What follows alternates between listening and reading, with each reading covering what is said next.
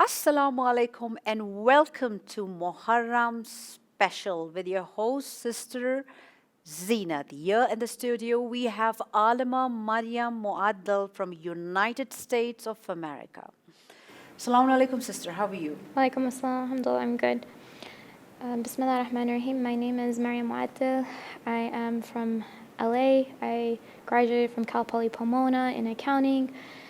I taught at an Islamic school for a while, and then I moved to Iran. I've been studying since 2014, I believe, and I've been studying in the field of Islamic philosophy. I finished my bachelor's degree at Jamiat al-Zahra, and currently I'm finishing my master's at Jamiat al-Zahra with the same major.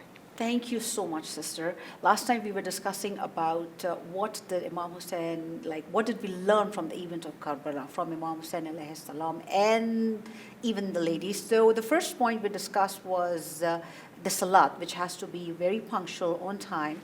And the second, the love that he bestowed and showed on people, that people came running for him, they wanted to be with him. The third point we had was can you recap? Okay, I have the one point was the hardships that, we have to be still stand hard by the hardship. Tragedies are not necessarily bad. The next one is selflessness. Yes. The next one after that was how we should, the patience we were discussing. Yes. Yeah, and you were still continuing with the patience, Yes, please. yes. All right. Bismillah ar-Rahman ar-Rahim. Rabbi shrah li sadri wa yassir li amri wahlul 'uqdatam min lisani yafqahu qawli. اللهم ادخلني مدخل صدق وأخرجني مخرج صدق واجعلني من لدنك سلطانا نصيرا. Assalamu alaikum ya Abu Abdullah wa rahmatullahi wa barakatuh. So we're talking about sabr. We're talking about sabr as in active patience. And we're saying that patience is something that we see, or sabr is something that we see that Abu Abdullah had, Imam Hussein had, Hazrat Zainab had, his family had, the women had, and they were steadfast in what they believed and in the message that they were trying to achieve, and the goal they were trying to achieve. They were steadfast in trying to achieve that goal. And so we said that they had a lot of sabr in trying to achieve that. And one thing that we're seeing in the current world, in today's world, is that a lot of times because of everything being so fast, when we want to order food, it's fast food, right? We get food fast, immediately. Yeah. When you want to buy something, when you want to buy clothes, It's one click away. one click away, exactly. Yeah. With Amazon, several hours away, right? So everything's become so convenient, and we've gotten used to everything being so fast. And unfortunately, sometimes because of this, we don't have patience to see our work have results. Yes. When it comes to Islamic It's work, lack of patience. it's now. lack of patience. There's lack of being steadfast in what we're trying to achieve when it comes down to even our material goals. Sometimes, especially with the millennia, the new generation, and maybe Gen X, the new generation, my generation and Gen X, I would say, we see that people are willing to wait that much. Within a few months, they're like, oh, I'm done with this job. I want to change jobs because I don't feel like I'm making... It's the millennial and the Generation X. You're right. Gen actually. X, right? Yeah, Gen X. Yeah, So, you're right. yeah. Because even the parents, I think the Generation X parents are also, the millennial generation's parents are also something like this, what you're talking about, lack of patience. When we were talking about the hardships and everything about the patience, I think these things came on my mind, how the parents are training us. The parents are training us that you have to complete your education, you have to get a property, you have to have a money, that is a terminology of success according to even no matter if they're Muslims or Shias or Sunni, doesn't matter. Everyone is the same way. Not necessarily. I think it's more Middle Eastern mentality, It is also the Western, it is also the Eastern mentality. This is like the fashion trending, most probably, when they say. And when they see the person is not much into money, not much into property, the person is not considered as hardworking or successful. So when you were talking about that you don't have to be, the sexes don't have to be on the surface, and then you have the patience because of the lack of patience. I totally agree with lack of patience that we are going through. We do lack of patience. We want the fast results, and so this are the effects then, and we can learn this from every month of Muharram when we pass by. One thing we are missing, all these points that you're talking about, we really miss out those points. And all Most of the people concentrate is they want to have a marasim in the house, which is very good. What is the tabarruk? How many audience have come, and how much they can cry? You know, they are just limited to a materialistic thought, versus actually most of the majlis, when you go, you don't even learn much things, you know. So the points that you're giving right now, it's very important for us to learn these things. What is the true meaning of success? It's not about keeping quiet. Don't say anything, keep quiet. When you're being beaten up, oppressed, keep quiet, get oppressed. This is the meaning of patience, but you're giving a totally opposite meaning of patience right now. You're just saying is that have that tolerance and handle the situation with the hope of tawakkul Allah.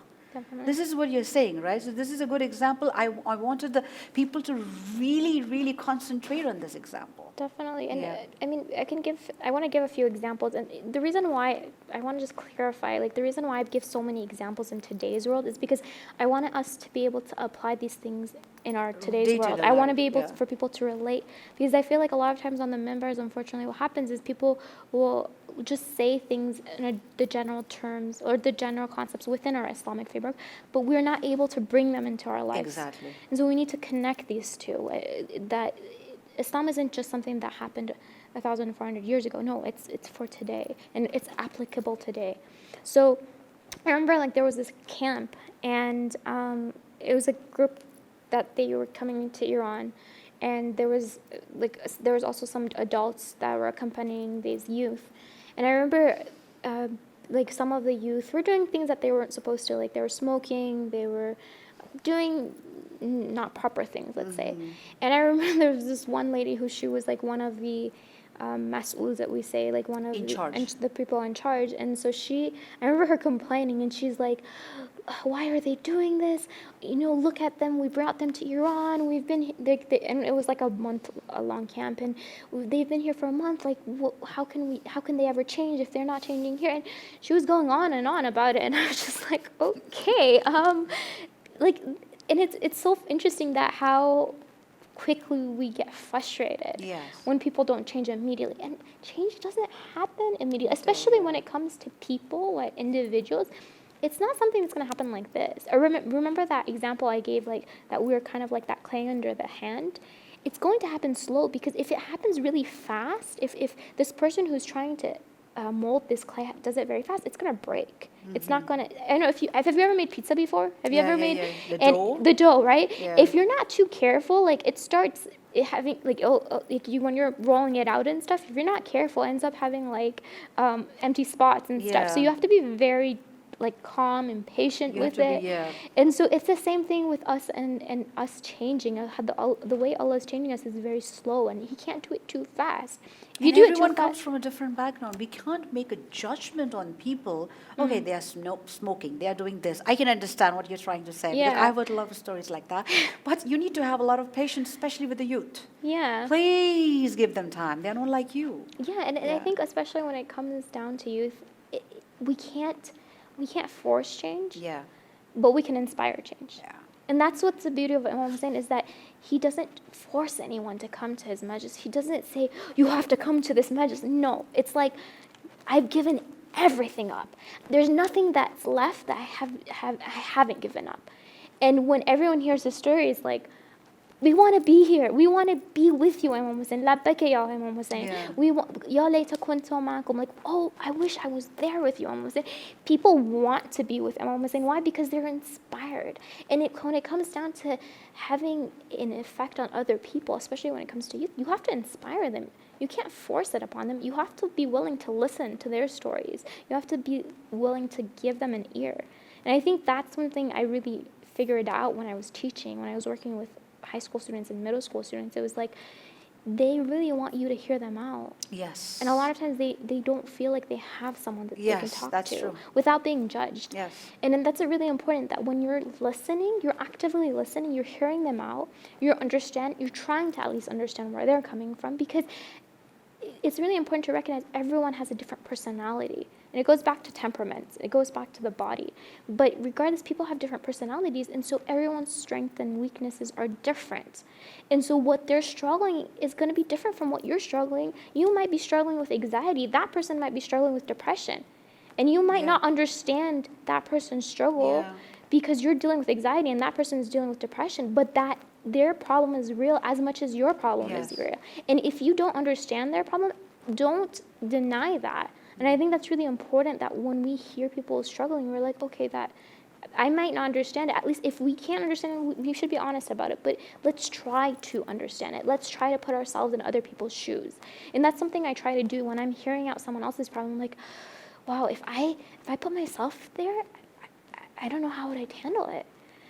I remember I had a student, and I think he was in 6th or 7th grade, and I remember him telling me about how his parents would not pay any attention to him. Wow. I remember him saying that That's depressing for him. I remember him saying that my parents won't even tell me happy birthday on my birthday. Oh. And his parents were separated, and it was just, I remember him telling me this, and I was just shocked. I was like, I don't know what would I have done if I was in his shoes. But it's funny because I felt like all he wanted was someone to listen to him and give him that attention. Yes, that attention and time. And that in itself, like, you can give so much by giving that attention to someone. It's amazing. And I think as Muslims, we need to learn to be able to do that with each other and hear each other's stories. And trying to put ourselves in that person's shoes and saying, okay, this person's going through something very difficult. Let me see what I can do. Yeah. And sometimes it might just be hearing them out, and sometimes you might be able to do more. It might be that you find them a therapist, you might find them a counselor, you might be that counselor, you might be that therapist, whatever. But do at least try, or at least say, I'm here for you. Because if we're not here for each other, who's going to be there? Yeah. We're a Muslim community, we're ummah. We're supposed to be there. And we see that with Imam Hussein and his, is that they're there for each other. They're so tight, right? And when it comes to family, we talked about the love that Imam Hussein had and the way he was with his family. And it's really important to show that. So, and again, when we want to inspire a change with the youth, we need to have patience. Yes. And especially if it's children, then you need even much more. Like with small children, it's like, because you really need to micromanage. Yes. The little children do not, you need to tell them what to do. I mean, I'm sure you know better than this. You have to tell them you have to tell them each and every, okay, honey, you're going to be wearing this today, you're going to be doing this today, because they don't know. Once they get older, they kind of know that stuff, but then they need general guidance. Yeah. And you can inspire change by being the best role model you can. Yeah. So it's not right if we tell our students to do something, or if our children, whoever, to do something, yet we're not applying that to ourselves. Yes. So first it's like, okay, are you applying it? If you're being impatient, don't use bad language, and you're yourself using bad language. Exactly. So it's a bad example for bad the kids. example, right? So if we're going to teach them sabr, let's say we were trying to teach them patience, like, you have to be patient yourself. There's just no other way. If they screw up and they realize they screwed up and they come to you and they apologize, take that apology. Yeah. How are they going to learn to forgive if you don't forgive? Yeah. So it requires a lot of patience, and it takes time for us to get it. And I think one of the amazing things within, especially for women, is that when they become mothers, Yes. right? Because they go through so much. You have the 9 months of pregnancy, which is, for some women, it's more easier. Some women have it really, really difficult, Yeah. depending on how hard it is. You have the labor. The labor itself is Difficult. extremely difficult, right? Painful. Difficult, so much pain. And 2 years of recovery. 2 years of recovery, and then it's like, also then you have this newborn. And then dealing with the newborn, especially the first few months, it's extremely hard. Yes. Because you're constantly having to give milk to that baby. You're constantly having to change the baby. And then the baby sometimes doesn't sleep at night. And my sister just recently had a baby. So when I'm talking to her and she's telling me, oh yeah, I wasn't able to sleep last night, the baby wouldn't want to sleep and he kept me up, and it's like you don't have proper sleep, you don't have proper rest, you probably aren't eating properly, especially if you don't have help. It's very difficult, right? And so going through that process in itself, it's amazing because it really builds a person. It makes a person stronger, especially for women. It builds your sap, right? Did you feel that? When you were going through that? Actually, when you become a mother, it really you become a lot of more patient than right? before. Yeah. It's before that, you're not at all like that. It changes you like upside down. Totally 360-degree you change. Yeah. Then you realize, oh my God, you're a woman with a lot of patience now. Definitely. Because you're able to handle all kind of situation. Especially when they're growing up, then all their behaviors, you're dealing with it. And Definitely. you're handling it, you know. And each kid is different from another kid. Totally different. If you have two kids, both of their personalities are totally different, especially when you're teaching them. It's a very big challenge because there's one kid, you know, she's listening to you like this, and the second kid, she don't even care to listen to you, and you have to take out other ways to teach her. You have to learn that. Definitely. It's difficult. It's reasonably, difficult, right? yes. And so it's the process of becoming a parent in itself is a building Yeah. process for the parent as well. Yeah. It's not just the child is Yeah. learning and growing. The parent is also learning and growing. And Allah sends that specific child to bother you, but it's for you to grow as Grow well. up, So exactly. it's a two-way situation. And I think sometimes we forget that this is also a way that we can grow as individuals is to become parents. Yeah. And also marriage as well. I have to Yeah. add that in there. Marriage itself is another ball game. Another- Getting, it is. you know, starting to live with A someone else. man and a woman living together with so many different situations, which changes every time. The honeymoon phase changes, Definitely. pregnancy, and then afterwards, yes, totally different. Definitely. Yeah. So with marriage, it's like, you know, there's two people coming together and they have two egos. And these egos are going to clash, right? And so it's learning to become, it's going from I and me to two me's to We. become we, right? Our. It's us. Yeah. It's not I anymore. It's not you anymore. It's us. And it's like, what's going to work for us? And so it's learning in that aspect, the family is a representation of Allah's attributes because of that. And that's the purpose. That's where the family is supposed to move toward. When we're getting married, we're supposed to change to become better individuals and to get closer to Allah. And then when we have children, and again, it's a growing process. And that's why the family unit is so important within an Islamic frame, is that, and that's why there's so much stress to get married, right? Because we want to grow as a unit, as a society, and the units of society is the family. Yeah. Definitely. So definitely everything teaches us patience, this world, this marriage, keeping up a marriage, going with the challenges of marriage, forgiving your spouse, especially handling the situation, upbringing of a kid. Everything is challenging. Which one was more difficult for you, getting married or having children? With the kids. For the kids? With the kids and the entire, because it's a husband and wife situation is totally different when a man and a woman, because a man expects a mother to be somehow a perfect mother, which is impossible. Okay. And something happens to the kid, you know, you're always to be blamed. And this is the nature of a man. You can't do anything about it, you know. It's his relationship. I think every with the man is kids. different, though. I don't think you Yeah. can say all men are like that. But I would say that usually It depends on the personality of yeah, the person. usually I've seen the men to have this kind of personality. Not always. They want this wife to be this kind that he wishes because he loves this woman, wife, you know, in a way, and the kid so much. Everything is bounded with love. Everything is connected with love. Definitely. The love of a kid, the love of a wife, the love of, you know, mother and the father, everything.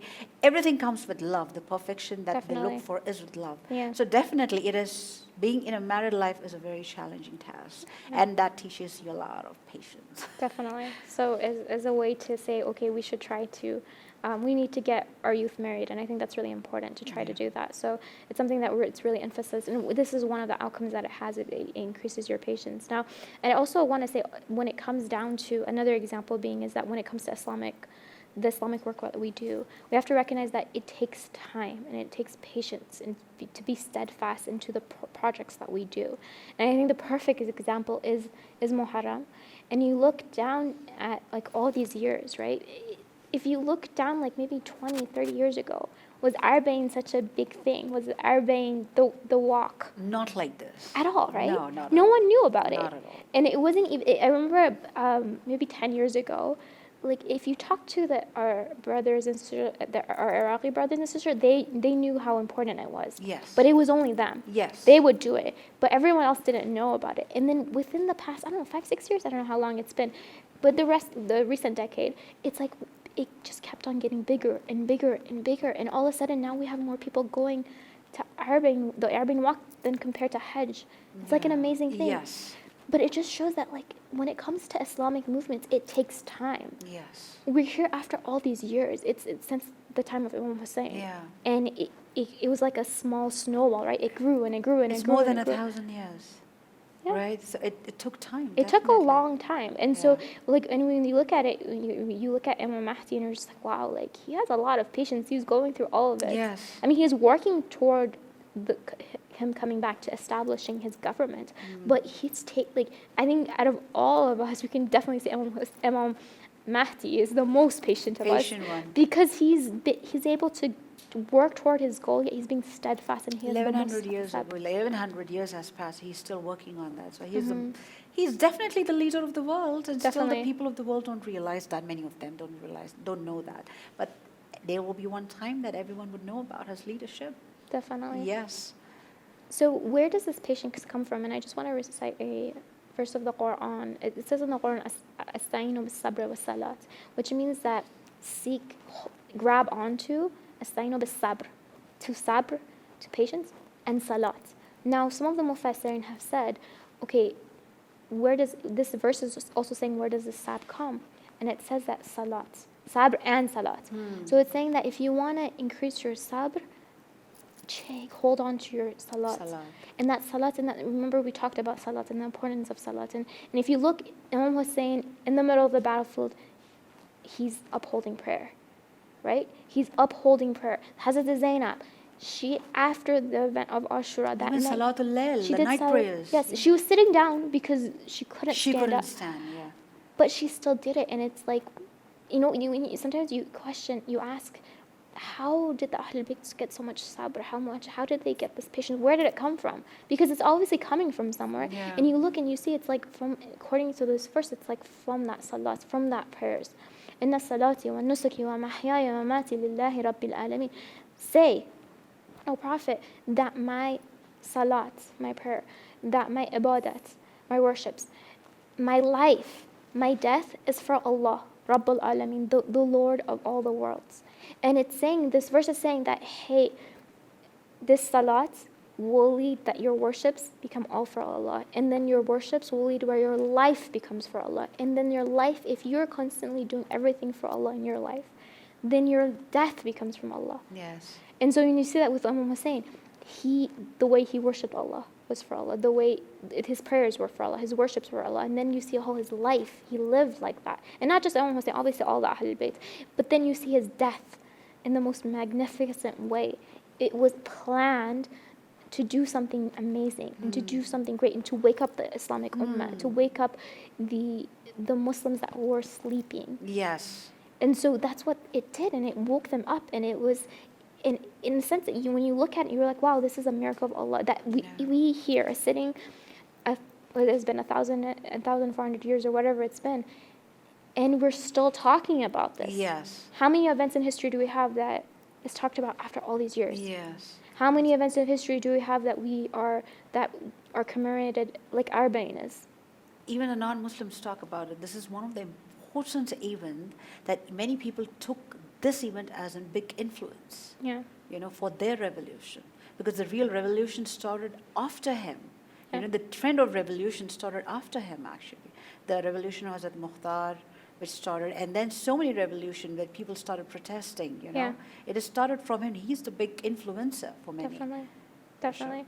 So the next point that I want to address is being faithful. When you look at the story of Abu Abdullah, the story of Imam Hussein and his companions, you realize that Imam Hussein's companions were the most faithful companions. Yes. No and doubt. When you look at it, when the story goes, when the night before Ashura or the night before Tasa, I don't remember exactly. I think it was the night before Ashura, where Imam says, okay, I lift my bayats away from you guys, all my companions. You guys my allegiance from you is lifted. Whoever wants to go, go. Yeah. Right? And nothing would have happened if they had left, because they knew the outcome of the wars was that they were going to lose, because there were so many enemies that there was just no way in terms of numbers they were going to win.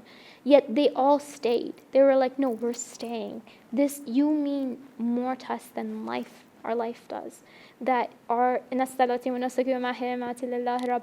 verse is playing in their mind. We're like, no, our life, like our life is worthless compared to you, our Imam. And it's saying like, no, our life, our death is we were giving it for Allah, for our Imam. And that's what they saw, and that's what it was their goal. And it was when these people, these followers of the Ahlul Bayt and Ahlul Bayt themselves, their lives revolved around Allah subhanahu wa ta'ala. Their lives revolved around the Imam himself, right? Because the Imam is the Khalifa on earth. Practically, not just verbally, practically. Because this is the biggest example what you're giving is our connection should be with the Imam of our time. Yeah. How are we connected with Imam Zamana, Imam Yeah. Mahdi alayhi salam? Like those people were connected with the Imam. When we talk about the companions of the Imam, they were so faithful. Okay, let's talk about us. This is one of the example that we have to learn our faithfulness towards the Imam of our time. How can we show that? Yeah. We never met the Imam of a time, but we have heard about him. There's Yeah. so many times that he comes and helps us and we don't know about that. Definitely. So definitely this is again another connection that we have to learn. Definitely. Yeah. And so it's something that we see that the companions had, and it's important for us to establish this with our own Imam, that we are faithful to him in the same way the companions were toward him. And it's establishing that relationship, right? So it wasn't that all of a sudden they loved the Imam like that. No, it was through being with the Imam, being in the presence of the Imam, talking to them, seeing the Imam's traits, knowing the stories, learning about them. That's how they established. Now, for them, it was different because they were in the presence of the Imam. For us, it's different in the sense that we don't see the Imam. We can't hear the Imam physically, at least. And so that's why it's important for us is that we read their stories. We hear about their attributes, about their characters. It's mustahab to mention the stories of the Ahlul Bayt. It's mustahab to mention the characteristics of the Ahlul Bayt, right? We should have bonfires and just say the stories of the Ahlul Bayt. Yes. We should just have storytelling time. That's what we need. And we talked about storytelling, right? Storytelling time starting from the kids. Yes, from the kids, but even for adults, it's necessary, right? Because when you say the fazail of the Ahlul Bayt, when you say the characters of the Ahlul Bayt, when you tell about the brave stories of Imam Ali, what he did in battle, when you talk about the story of Abul Fazl Abbas and the way he fought fearlessly, what he did, when you talk about Ali Akbar, when you talk about Ali Asghar, it brings love. Right? It brings this hope, this love, and it's like, oh, I wish I was there too. I wish I could do that. I wish and not only that, you look up to that, and they become a role model for you, right? For Imam Hussein was a role model for us because of the way he acted, and recognizing that, seeing those beautiful characters, we're like, we want to be like that. First, when you hear the story of Abul Fazl Abbas, it's like, wow, he was so brave, right? He was amazing. He was fearless, right? And so it's important that we hear the stories, so we're like, okay, we're gonna become like you, and then we also want to act like you.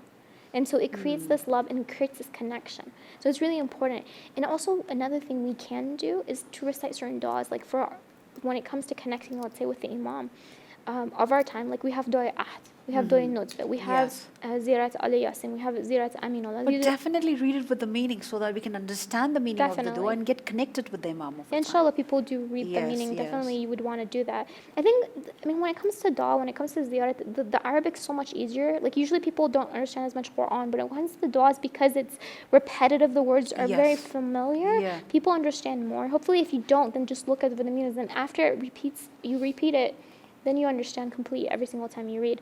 So it's important to do those du'as. Why is it important that we have these majlises? Why is it important that we give food? Why do we give charity on the behalf of our Imam? It's to establish that connection. And the last point I want to mention is that we should talk to the Imam. The Imams are present. They hear us. They can see us. And that in itself is it can help you so much. And just knowing that, hey, my Imam is listening to me. You're going through something difficult, let's say, and then you start talking to the Imam, right? Yeah. Someone might think you're crazy, but no, the Imam's hearing you out. Yeah, because he's the Imam of your time. Yes. And so you establish that relationship. And especially if you do it from a young age, it will affect you in such a positive way. I know for me, when I was a child, I remember considering Imam Ali and Fatima Zahra my parents. And I remember talking to them. I was in elementary school, and I remember talking to them, and that had such a huge effect on my life. So much so that when my brother had passed away, when we were burying him, I started doing tawassul to Imam Reza. Because my brother's name was Ali Reza. He was named after Imam Ali Reza. So Imam Rida alayhi salam. And so I remember, and I was saying this out loud. And if you look on the video that went viral, it's there. And I'm speaking in Farsi, but I'm talking to the Imam. And I remember people asking me, like, how are you able to do that? Like, how, when you're in such a state of mourning, how were you able to? And when I think about it, I realize it's just because from childhood, It's just it connected. became, it's a connection. And so if you establish that from childhood, if we teach our children, if you ever have a problem, just talk to Imam Mahdi. He's there, he's here. You will be able to do that in all circumstances. So definitely it's a faith towards your Imam of your time, your connection with the Imam of your time. Thank you so much, sister. That's all the time we have for today.